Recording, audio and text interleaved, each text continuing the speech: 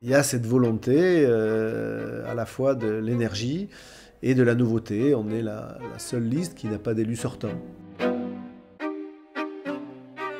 Le titre de la liste Énergie Nouvelle est bien le reflet de notre identité à chacun, du groupe, de cette synergie forte, déterminée. J'ai rencontré des gens avec qui j'ai l'impression qu'on peut faire de la politique autrement. Et notamment autour de cette idée de la démocratie participative et le respect de l'environnement et la durabilité des choses. Voilà, ces deux thèmes-là, plus cette rencontre chaleureuse qui m'a fait dire bon, on va y aller.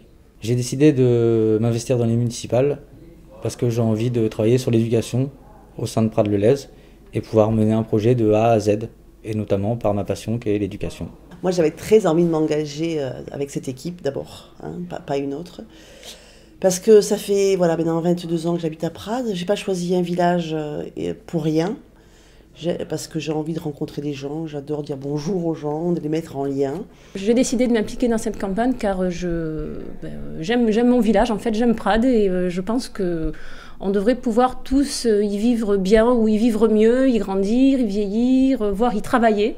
Il fallait que je prenne les devants et je rejoigne une liste qui me plaît dans le sens où elle est totalement prête à faire quelque chose de nouveau. Moi, je m'engage parce que je veux être sûre et être la garante qu'on fera ce qu'on a promis.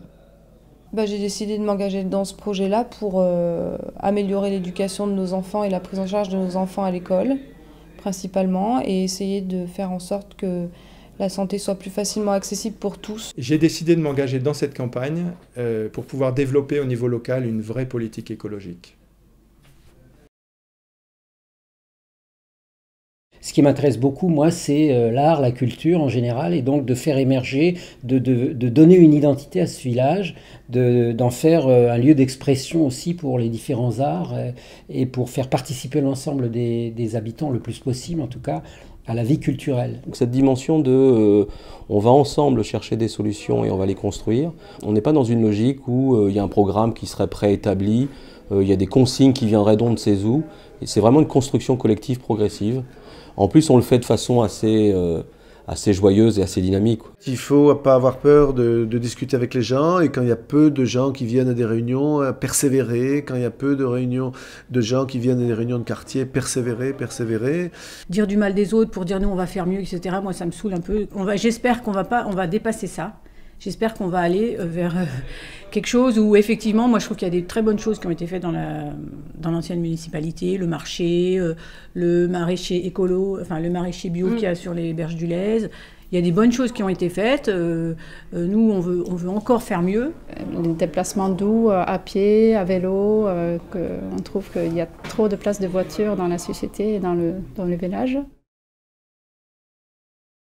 Cette aventure de groupe, puis la perspective de gagner, de réussir à convaincre les Pradéens de notre sincérité. J'essaie de m'impliquer, c'est un peu la poursuite d'une implication locale, en disant un peu à l'image des petits colibris que dans une commune, il faut que chacun prenne sa part de travail. On a plein d'énergie, on est dans un âge où on a envie que les choses avancent et qu'il y ait un beau projet qui se fasse sur Prades. Contribuer à donner des idées, à proposer, être une force de proposition qui va dans le sens de mes valeurs en fait. Montrer aussi que ce n'est pas tout de subir ce qu'on vous propose, mais c'est aussi de s'engager en tant que citoyen pour qu'il y ait un partage entre tous et connaître ce que sont les gens qui vous entourent et ceux qui dirigent. J'ai pas envie d'un village dortoir, j'ai envie que les gens puissent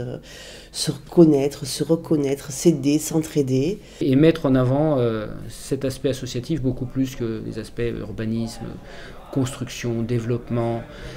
Voilà, je pense qu'aujourd'hui, il faut calmer un peu le jeu et aller dans une autre direction.